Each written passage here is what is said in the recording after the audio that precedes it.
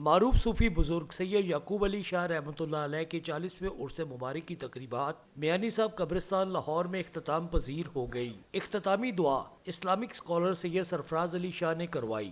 یا اللہ ہم پر اپنی رحمت نازل فرما۔ یا اللہ تیرے یہ بندے یہاں محبت اور شوق سے تشریف لائے ہیں، یا اللہ ان کی حاضری قبول فرما۔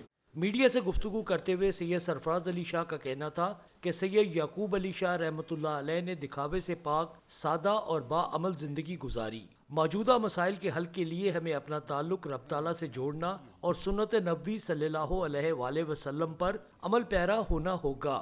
ایک چیز اگر ہمارے اندر آ جائے کہ ہمیں یہ یاد رہے کہ ہمیں کل کو اس دنیا سے چلے جانا ہے اور رب کو جواب دہ ہوں گے ہم، اس کے ساتھ ساتھ اگر یہ احساس بھی رہے کہ جو کچھ بھی ہم جمع کر رہے ہیں وہ یہیں رہ جائے گا، ہمارے کام نہیں آئے گا، تو میرا خیال ہے بہت سی چیزیں ختم ہو جائیں گی۔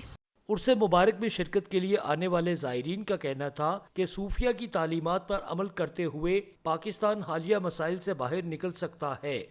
بڑے ہی وہ درویش منش انسان تھے اور بہت ہی پراسرار طریقے سے وہ انسان کی ٹریننگ کرتے تھے، تو ہم نے ان کا جو مقام دیکھا وہ سرفراز شاہ صاحب کے تھرو دیکھا۔ کمی کس چیز کی ہے، ہمیں ایفرٹ چاہیے اور اس کے حلال کے اوپر ہم نے زور دینا چاہیے۔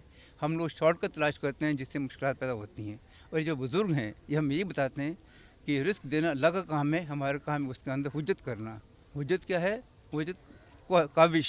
زائرین کے لیے مزار شریف پر وسیع لنگر کا انتظام کیا گیا۔ سخت موسم کے باوجود زائرین کی کثیر تعداد دعا میں شریک ہوئی۔ کیمرامین سید مہتاب علی کے ساتھ خواجہ نصیر، ARY نیوز لاہور۔